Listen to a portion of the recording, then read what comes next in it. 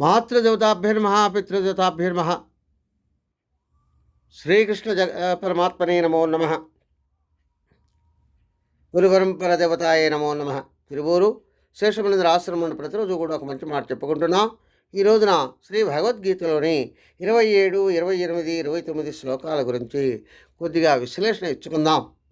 అవేమని చెప్తున్నాయంటే, ప్రశాంత మనసం హేనం యోగినం సుఖముత్తమం ఉపైతి శాంతరజసం బ్రహ్మభూతమకల్మషం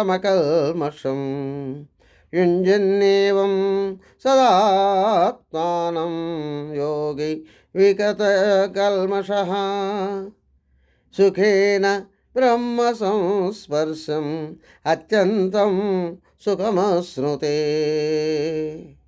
సర్వభూతస్థమాత్మానం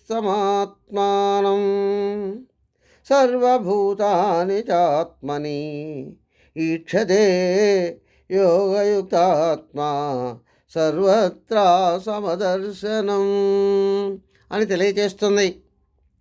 అంటే ఎవరైతే పరమాత్మ మీద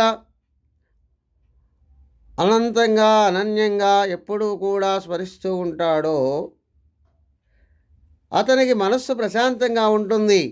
అతనిలో ఉన్నటువంటి రజస్తమో గుణాలన్నీ కూడా శమించిపోతాయి, అణిచిపోతాయి. అదేవిధంగా అతను చేసిన పాపకర్మలన్నీ నశించిపోతాయి. అతడు పరమాత్మ స్వరూపుడే అయిపోతాడు. అతనికి సర్వోత్తమైనటువంటి బ్రహ్మానందం ఎప్పుడూ కూడా అనుభవంలోనే ఉంటూ ఉంటుంది. ఇదే విధంగా యోగాన్ని ఎల్లవేళలా నిలబెట్టుకున్న యోగికి పాపాలన్నీ అంటే కర్మ పాపాలన్నీ తొలగిపోతాయి.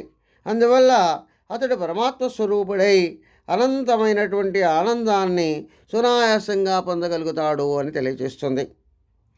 ఇంకా అలాంటి యోగి సర్వజీవుల్లోనూ సమంగా ఉన్నటువంటి పరమాత్మను ఎప్పుడూ కూడా దర్శిస్తూ అన్ని జీవుల్లో పరమాత్మ ఉన్నాడని భావిస్తూ సమస్త జీవుల్లోనూ నేనే ఉన్నాను అని భావిస్తూ సమస్త జీవులు తనలోనే ఉన్నాయని భావిస్తూ ఉంటూ ఉంటాడు.